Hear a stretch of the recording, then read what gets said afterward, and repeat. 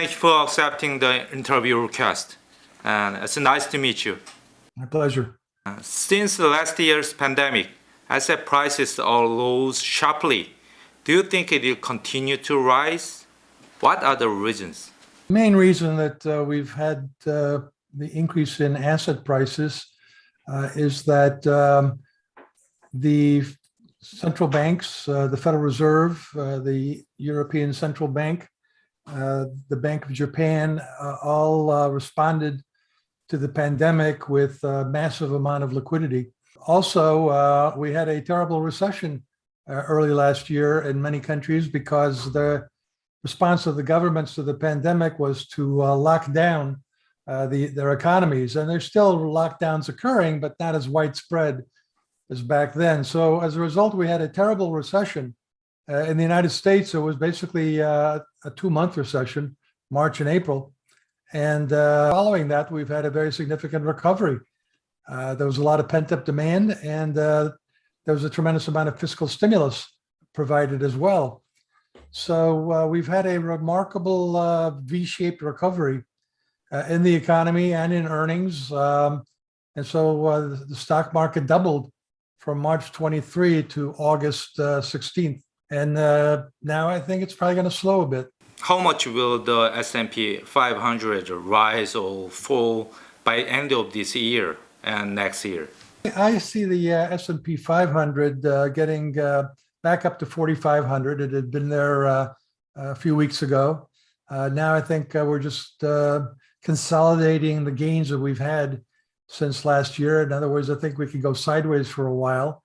But I think by year end, we could have a Santa Claus rally from Thanksgiving to New Year's, maybe something that would bring us back to 4,500. And then next year, I see the S&P 500 getting to 5,200 by the end of 2022.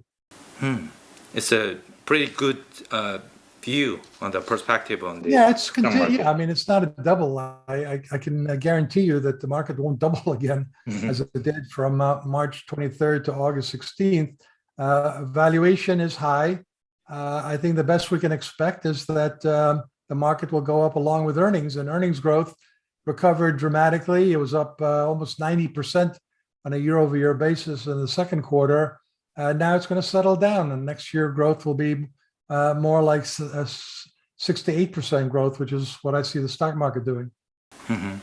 And October just started, and are we in the correction period, or just started correction, just a consolidation of some? I don't know that. I don't think it's a bear market. I think the bull market's kind of consolidating its gains is the way I see it, which is not I mean, a correction could be anywhere, more than a 10 to 20% correction is possible. There are things to worry about out there, but no, I'm expecting that we'll move sideways here. Now, within that, of course, there are going to be stocks that are down significantly and others that are not down as much. But I think the bull market that started in 2009 is still intact. It's still alive. That means this is the opportunity to buy the dip if stock market. It's not early in the bull market. It's a bit late. It's been going on for a long time. I don't see a credit crunch. I don't see a recession anytime soon. That's usually what causes a bear market. It's when credit conditions get very tight and cause a recession. Is in the past what has often caused bear markets. Also, energy crises have had a tendency to cause recessions and bear markets. And we do have some issues on the energy front, but not in the United States so much as in Europe and in China right now. So all in all, I see the stock market in the U.S. at least going sideways and then moving higher as the economy continues to grow next year. And you talked about the energy prices, and the natural gas and the oil prices are soaring right now. And how high do you think it can go? And there are rumors that the surge in oil prices could over $100 and hamper global economic recovery and raise inflation concern. A lot of the problems in Europe are related to gas. A lot of the problems in China are related to coal. They have their own specific issues. If we're talking about oil, let's not forget that OPEC still has plenty of production capacity available. And I don't think they want to have the members of OPEC want to see oil prices get to a level that causes a recession. So I think we're already getting pretty close to price levels at which we should find that OPEC sees a great opportunity to produce more oil, sell more oil, make up for some of their missed opportunities during the pandemic. So I think that's an important consideration. The Europeans have an issue with natural gas, as I said. And then, of course, I think we are seeing that it's not going to be easy to make a transition from petroleum, from fossil fuels to renewable sources of energy. It's turning out to be rather difficult, and it could be very expensive. And there may be a political backlash against it. So that's something to consider. The United Kingdom, for example, has something like 25% of its electricity came from wind turbines in the North Sea, and then the North Sea winds stopped blowing. So that created a real serious problem. Natural gas storage is very low in Europe, and they haven't even started yet to the winter. And I think they've been disappointed at the supply provided by the Russians. The Chinese and the Australians had a disagreement, and the Chinese responded by cutting back their purchases of coal from Australia. And now they're finding that they don't have enough coal for their generators, and winter is coming. And getting back to the US stock market, and there are rotations from tech to value. What do you think of value stock and cyclicals? Yeah. Do you think it can go higher, more? I'm not a big fan of the paradigm, the model of value versus growth. I much prefer to talk about and analyze sectors and industries. It turns out that when you talk about value, you're mostly talking about financials and energy. And when you're talking about growth, you're mostly talking about technology and communication services. So let's talk about it that way. It's my opinion. And I would say that with regards to these categories right now, it looks like there are reasons to expect that the energy prices will remain high and could go somewhat higher. And there's expectations that the bond yield is going to be going higher because energy prices will fuel higher inflation, if you will. Higher bond yields are good for financials, and higher energy prices are good for the energy stocks. And meanwhile, the highly valued sectors like technology, where the valuation multiple is very high, do best when interest rates and inflation rates are low. And now, at least for a short period of time, we're going to continue to have inflation is turning out to be more persistent and less transitory. So I think it could be a problem through the first half of next year, and that's weighing on technology. But I think that'll create buying opportunities in technology because it's pretty clear to me that technology will remain a very strong industry in coming years. And a lot of Korean investors believe the Amazon, Tesla, NVIDIA have a very bright future. So no matter how high their stock prices is, there are people who keep buying and stockpiling it. What do you think of that this kind of stuff? Generally speaking, when you hear a comment like that a lot of people are buying certain stocks, that should give you some reason for concern. Professional traders call that an overcrowded trade. There's too big a crowd, and they're all in it for the same reason. And then something surprises them, and they all at the same time decide that maybe it's not the place to be, or they bought it too close to the top, and then you get some panic selling. So these can be very volatile stocks. I don't do individual stocks. I don't recommend individual stocks, but I believe I'm a believer in a more diversified approach to investing. Right now, I think financials and energy are going to outperform some of these technology names. And so the stocks you mentioned are technology names. And the thing you have to always be concerned about is there are always startups, there are always young companies, entrepreneurs that see opportunities in creating new technologies that upset the old technologies. So I admit it's amazing how long Tesla has been able to maintain such a preeminent role in the electric vehicle arena. But everybody is now entering the electric vehicle space. So there's going to be a lot of competition there. I think Elon Musk has said he expects at some point that there will be a lot of competition, and maybe that'll cut into Tesla's successes. NVIDIA's again it's a great company, a lot of great technologies, but to the extent that now countries are spending a lot of money to support the production of semiconductors, it's going to be it could very well be a more competitive area with more alternatives. I think one of the things we've learned from the pandemic and the resulting supply chains is nobody wants to be dependent on just one company for their semiconductors. And so I think you're going to find that the customers want to have more than one NVIDIA to go to. So that's the challenge there. Korea is very dependent on the semiconductor industries, mainly the memory focused. And the Samsung and SK Hynix is the number 1, 2 companies in the Kospi stock market. If that trend goes on, and Korea will be situation will be more difficult. Well, if what goes on, the supply chain problems, we've seen the world in the past few decades adopt the Toyota concept of just-in-time inventories.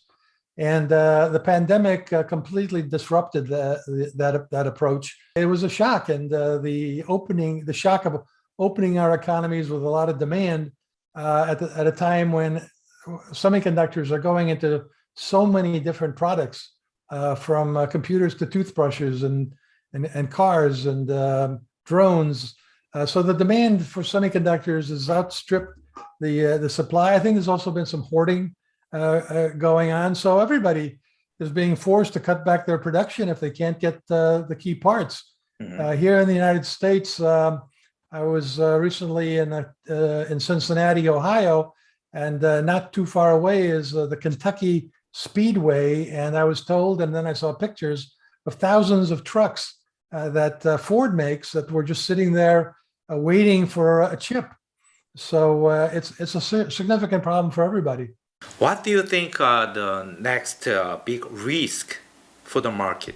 There's always something to worry about for sure. I think it's pretty clear that people are still concerned about inflation. The Federal Reserve's officials have had the opinion that it's transitory, but now here we are almost at the end of the year, and it looks as though the inflationary pressures will persist because of the problems in the bottlenecks in the supply chains. So I think that's something to be consider as a concern, particularly if the bond market decides that it's a problem. And so we have seen the bond yield move somewhat higher recently, and if it goes up, let's say, to 2%, I think you could continue to have a correction in the technology stocks. But on the other hand, the financial stocks would do quite well. There are plenty of geopolitical concerns. We've got tensions, kind of a Cold War that's developed between China and the United States, and that creates all sorts of geopolitical risks. I suppose we can't ignore the fact that the pandemic isn't over. The Delta variant has been a big setback in a lot of countries. It's one of the reasons the supply chains are still dysfunctional. When you have ports in China and production in China and Vietnam being shut down, partly for COVID, partly for shortage of energy supply, coal in China, that's disruptive. And if the disruptions continue, the markets may decide that this is a more long-lasting problem and bad for earnings. When do you think the supply chain bottleneck would begin to ease? It's a very hard thing to forecast because part of the problem is that, as I said, there's hoarding going on, which means that a lot of companies and even consumers have decided that they can't rely on just-in-time inventories. They want to have just-in-case inventories, which is basically hoarding. Unpleasant surprise may be that the supply chains problems continue through next year, maybe into the first half of the year, and maybe by the second half, they ease off. Now, of course, if global demand slows down, that would help a lot. And I think in the United States, I don't think we're going to get too much more monetary stimulus. I think the Fed is going to taper. We'll see about the fiscal stimulus. That's being debated right now, but it sure looks as though the economic growth is going to slow down. Consumer spending is probably going to go flat, adjusted for inflation. But I think that's an opportunity for companies to rebuild inventories, and rebuilding inventories will provide GDP growth that offsets the slowdown in consumer spending. And Chair Powell said supply chain bottleneck could lead somewhat longer interval of a higher inflation. Do you see any market risk of prolonged inflation, like Fed's sudden rate hike? I think there are two examples or historical periods that may be relevant for the rest of the decade. One of them is the roaring 2020s, like the 1920s. There's a tremendous technological innovations that are increasing productivity. And in addition, we have labor shortages, and the best way to deal with labor shortages is, well, you have to pay your workers more, but you're only going to be profitable if you can increase your productivity. So I think there's a lot of pressure on companies to use technology to increase the productivity of their workers. And productivity is it's magic. Productivity means that wages can rise faster than prices. Productivity means that profit margins can stay surprisingly high, and productivity offsets inflationary pressures. So that would be the beautiful ideal scenario for the rest of the decade. It would be bullish for stocks. It would be okay for bonds. The other alternative is the great inflation of the 1970s, where everything went wrong. Commodity prices went up, the dollar went down. There were what was called cost of living adjustment clauses in wage contracts. So when we had the two energy crises, the price of gasoline went up, and that immediately went into wages. So we had a wage price spiral. So let's hope we don't get a wage price spiral where wages go up, then companies raise prices, and then workers realize that their real pay hasn't gone up, and it feeds on itself. In that scenario, we would have to worry about how much the Federal Reserve being forced to step on the brakes with its monetary policy and cause a recession. It would not be pretty. So that's the alternative. Now, I'll give you probabilities on that, my own subjective probabilities, not scientific in that by any means, but if you want to know what I think, at 65%, I would say the roaring 2020s, and 35% the great inflation of the 1970s. And I'm sure I'll have plenty of opportunities to change my mind and to raise or lower those subjective probabilities. But you can definitely tell that I'm leaning towards the more optimistic outlook for the rest of the decade. I hope so. And do you think the market starts to lose faith on Fed in terms of inflation? Well, I think the Fed's credibility is definitely on the line. It's definitely has some risk. And already we're seeing that the Fed chairman, just in the past few days, has admitted that inflation is turning out to be more persistent, less transitory, and he's blaming it the supply chains, the bottlenecks in supply, and that's correct. I mean, that's what's going on. I think he was way too optimistic about the notion that it was all base effect. In other words, because we were doing year-over-year comparisons to March, April, May, June of last year, prices were depressed back then, and now they're recovering. So he called that a base effect. Well, now we're already into August, September numbers, and we still see a high inflation rate, certainly not 2%, but more like 4 to 5%. That's got to be troubling. I think the markets are still agreeing with Powell that it's not going to be a long-lasting problem. But I think at some point, the market is going to decide that maybe it's a more serious problem. And at that point, I think you could see maybe a 2% bond yield. Not exactly the end of the world, not really bearish, but it could, it could continue to lead to rotation in the market and a correction. Do you think that if inflation continues, what kind of asset will outperform? Or could any stock survive? Well, I think we covered that notion with the idea that if inflation remains more persistent, that's probably because energy prices are going higher and getting passed through. It's probably because wages are going up faster than prices, but you still see prices trying to catch up. So you get a wage price spiral. I would say in that environment, you want to focus on the energy stocks. They've been big underperformers. Nobody likes the energy stocks because everybody's focusing on the climate change issue. But these companies are not investing in capital. In other words, they're not expanding their production, which means that they're saving money. They're not drilling. They're not spending a lot on capital. And meanwhile, the prices of their products will go up to the extent that we're not doing a good job of making a smooth transition from fossil fuels to renewable alternatives. So to the extent that's the case, I think energy makes sense, materials, gold. You don't want to be in the bonds or the bond surrogates. So consumer staples, real estate would not be a good place to be. Technology, I think, if you get some bargains here, technology is, I think, is a benefits even from higher inflation because the way the companies deal with higher costs is to use technology. The earnings of U.S. companies is amazing.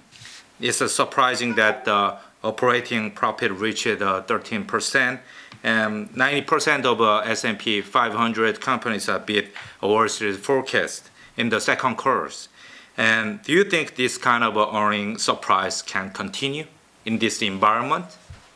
I tell you the truth, I'm not that surprised by the strength of the profit margin. It's been my view that companies have been managing their businesses to the profit margin since the great financial crisis. I think they've been focused on cutting back costs, and the alternative is to go wild and expand because you want to get an increase in your market share. But I think they've been very disciplined. I think they've been very careful about capital spending, not overbuilding their capacity and keeping a lid on their costs. I think the pandemic accelerated the pace at which they are using technology to increase their profit margins. I have this pet idea, this theory, that maybe when you look at your portfolio, you should look at it and say, are all the companies I own, are they technology stocks? Now, that doesn't mean that they have to make hardware and software. It means, are they also using technology to increase their productivity? I think so many companies have so many new technologies available. In the old days, technology really helped to replace workers in terms of their physical strength, the physical abilities, their abilities to maybe be on an assembly line. But now the technology allows companies to use technology to augment, to increase, to improve the mental and physical productivity of their workers. And so that doesn't mean you get rid of workers. You act quite the opposite. You need your workers, but you want to make them smarter and stronger with technology. And that's great for margins. And you talked about treasury yield will gonna soar, and it is a soar this week. And you talk about 2%. To what extent do you think interest rates have a negative impact on the stock market? I think we've seen it this year, earlier this year in February and March. We did see the bond yield go up to 1.7% from 1% at the beginning of the year. And as a result of that, we did have a correction in the NASDAQ, very heavy in technology. So stocks with high valuations tend to underperform when interest rates are going up, or when inflation rates are going up, and when both are going up, they underperform. Again, I don't think a 2% bond yield is that much of a problem for the stock market. I mean, before the pandemic, we had seen bond yields of 2 to 3%, and the stock market was doing fine. But to the extent that valuation multiples are quite high in the growth area, they could correct with a 2% bond yield. But look, you can get there very quickly. I mean, we were at close to 1.10% on the bond yield a few weeks ago, and now we're at 1.5%. We could be at 2% in a couple of weeks easily if the market decides that the economy is strong and that inflation is more persistent. Will the tapering affect the stock market? Is there any danger of a taper tantrum again in November or December? Well, look, I think everybody can put together a list of several factors that are worrisome, and one of the factors is tapering. Tapering means that they're not selling treasuries and agencies, mortgage-backed securities. They're just buying them at a slower rate. So, if you're looking to make a comprehensive, complete list of things that aren't particularly bullish and might be bearish, I guess you could put tapering, because after they stop tapering, then they could start raising interest rates, which is what they've signaled is they won't raise interest rates until they are done tapering. So within that context, it's not helpful. But on the other hand, the Fed has done a very good job of making us all realize that it's coming, and it should not be a surprise. We had tapering tantrums in the past that were more because people were surprised that the Fed suddenly was talking about it. But here they've been talking about it for a very long time. So I just don't think it's a major problem for the markets.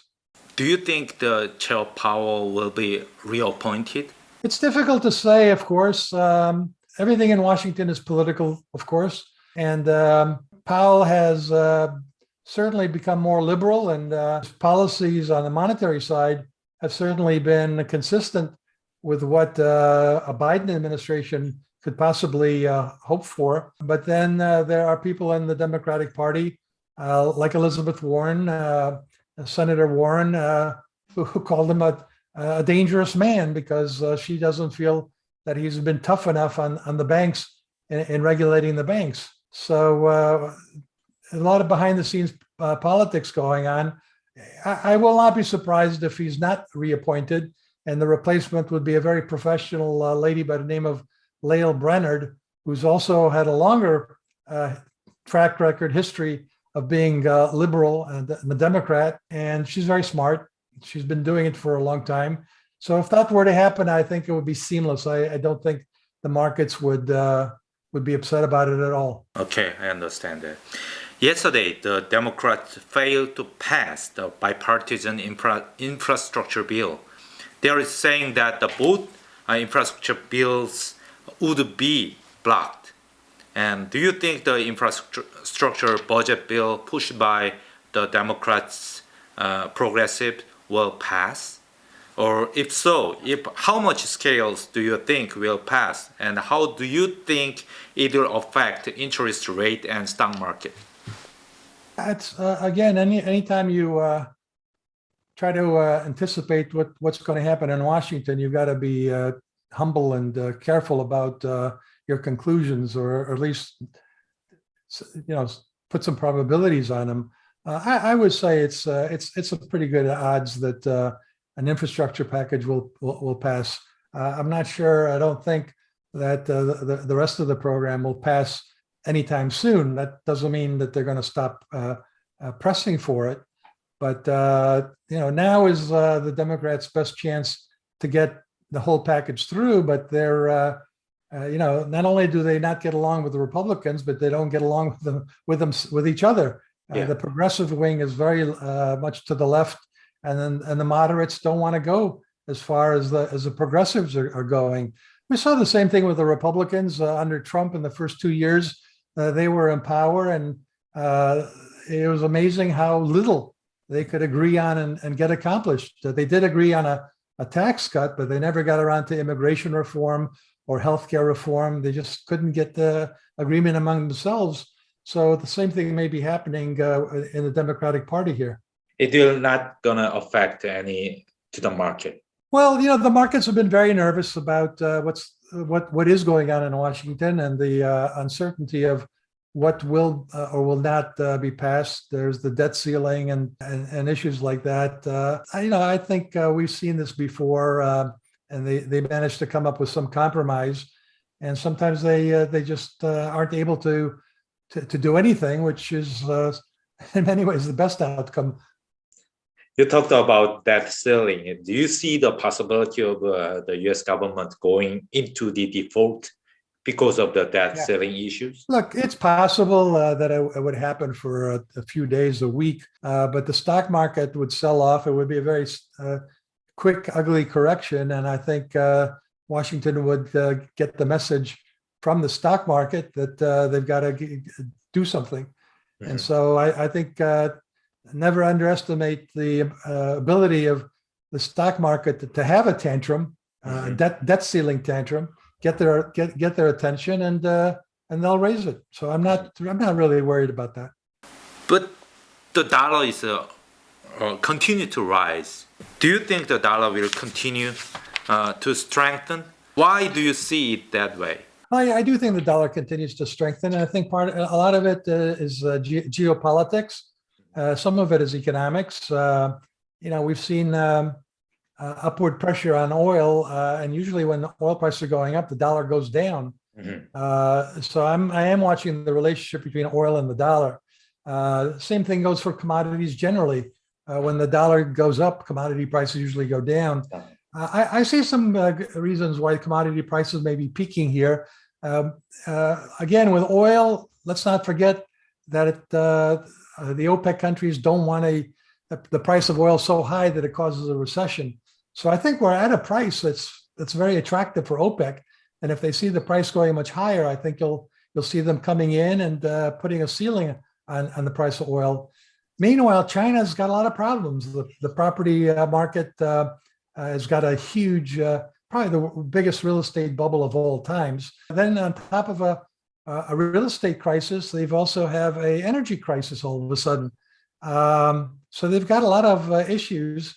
Their purchasing managers index in manufacturing fell below 50. Their retail sales adjusted for inflation isn't growing because of their demographic policies that have come back to hurt them. So I think we're going to see all this in a topping in commodity prices, maybe a decline in commodity prices. And I think that's good for the dollar. The worsening tensions, geopolitical tensions between China and the United States in an environment where China it looks like it's got some issues, some homegrown problems, I think favors the dollar. The Chinese have recently banned cryptocurrencies, and the government's been meddling in a lot of businesses on a global basis. People want to be in a currency that isn't highly regulated, where the government is fairly predictable and isn't prone to suddenly changing the rules. So I think that all has benefited the dollar.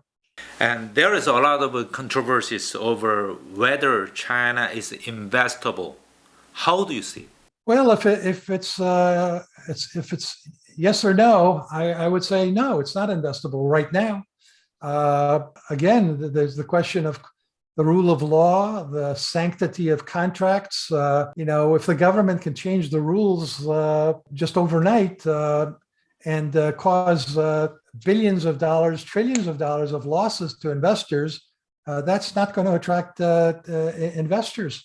And we've seen just so many rule changes in the past few weeks, past few months. It makes your head spin. And for now, I would say that I wouldn't put money into China. If you got money in China and you've got some gains in them, I would take them. I would wait until things settle down and they create a more investment-friendly, business-friendly environment. I know that there's other people on the other side of the story that are saying that these are good changes, that will increase competition in China and make it more competitive.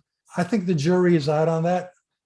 Right now, it certainly looks like the government is taking more control, more charge of the economy, which means businesses don't have the same freedom to make the business decisions that will be profitable for the businesses and for their investors. So be careful.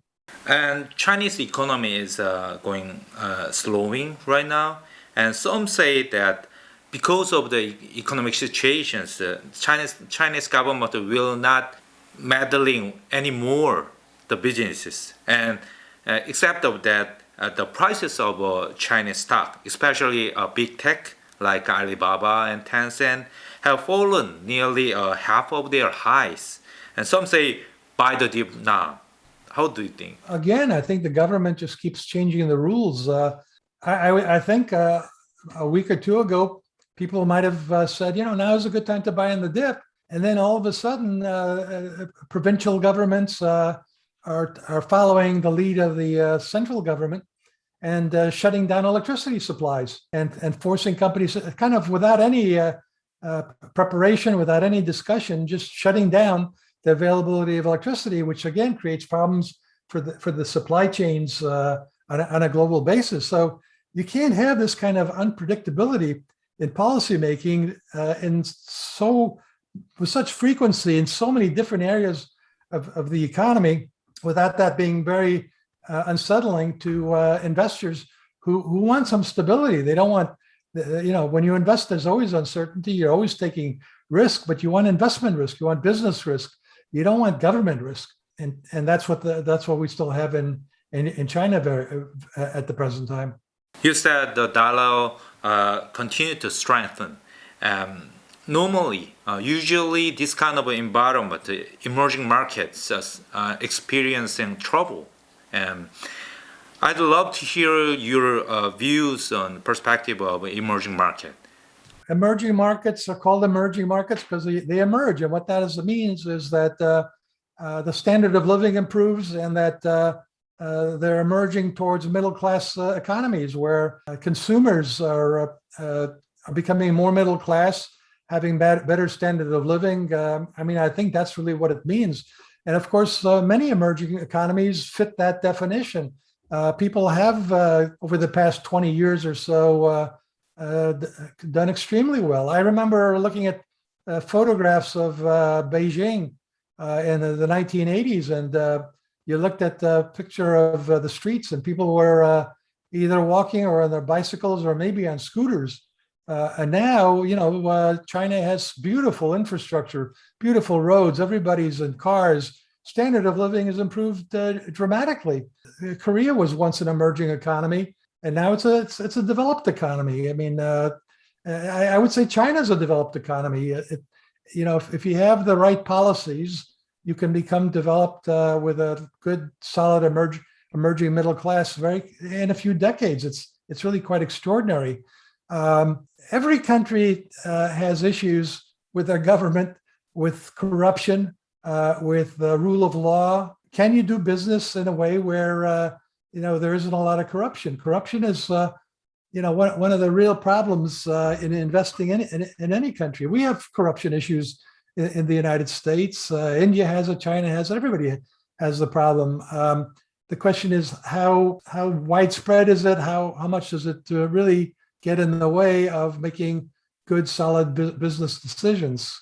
Because there's tremendous opportunities in providing the best goods and services at the lowest prices to middle classes around the world. So I would say, the focus in investing in emerging economies should be on consumer-related companies. Honestly, I've been promoting the idea of overweighting the United States, not emerging economies, not Europe, not Japan, but overweighting the United States because we do have some very diversified industries, some of the best technology companies in the world. We have corruption, but we have fairly good legal system, a fairly good regulatory system to kind of make sure that the playing field is level. So I would overweight the U.S. Doesn't mean I wouldn't invest in in Korea, I certainly would, or Japan, I would. China, I prefer not to right now. Well, we'll see how things develop. Europe's got some great companies, but also some big issues with energy and demographics. So that's my view that's my quick view of the world. You mentioned about the Korean market. The Korea is a kind of a developed country, but Korean stock market is included in the MSCI emerging market as an emerging market. What do you think about Korean stock? Korea does especially well when the world needs capital goods. Korean manufactures some of the world's best capital goods, robotics, automation. You have great companies, and I think the world needs more capital goods because around the world, fertility rates have fallen below replacement. What does that mean? It means that populations are not growing. Japan sort of led the way. Japan, in 2011, more people died in 2011 in Japan than were born, so that their population is shrinking. China's population is going exactly the same way. Europe's population, the only parts of the world where fertility rates have exceeded replacement have been actually India and Africa. But I think the response to the slower growth and maybe actual decline in young people or working age people is you need robotics, you need automation, you need artificial intelligence, you need capital goods. And Korea is one of the best go-to places for getting some of the finest tools for increasing manufacturing productivity, services productivity. So I think Korea should not be viewed as an emerging economy. It's a developed economy for sure, and it's a world-class producer of some of the best capital goods in the world. If there are good stocks or sectors or markets you keeping eye on, please recommend it to the Korean investors. It's important to recognize, as I'm sure most investors do, that stocks aren't cheap here. We've had a bull market on a global basis for a long, long time. I think it's on a global basis, in the United States and Korea, wherever you are, I think being a stock picker now is more important than saying, okay, I want to be in the stock market. I'm going to get in now. If you're getting in now, just like you want to be in the stock market, you're not getting in early and you're not getting in with any bargains. So I think you really do have to pick your spots where you think the opportunities are going to be. If you think it's going to be Tesla, that's fine, but keep doing the research. And at some point, it might be another company. It might be a Korean company for all we know. It may be none of the electric vehicle companies. It could be somebody who's come up with remarkable battery technology, which is really the key to these electric vehicles. But I would say overall, technology should be overweighted but opportunistically. Don't buy it at the top. You're not going to get it at the bottom. You miss that. But if you see some of the stocks that you think are going to be long-term players, an NVIDIA, for example, and you see that it's down 10, 15, 20%, that's a good opportunity. So I would look for buying opportunities, but I'd avoid trying to buying at the top because this market's been going on. Bull market's been going on for a long time. There's a lot of profits in it, which means that when some investors see an opportunity to cash in those profits, they're going to take it pretty quickly. And if they get scared, you'll see these corrections becoming bigger. So you want to have you want to buy in the dips or the drops, but again, selectively. I would not do that in China right now, for example. Okay, it was a great pleasure to talk with you. Thank you. Yeah, I hope to see you soon. Absolutely. Yeah, have a great day. Bye. Thank you. You too. Thank you. Bye-bye. Yeah.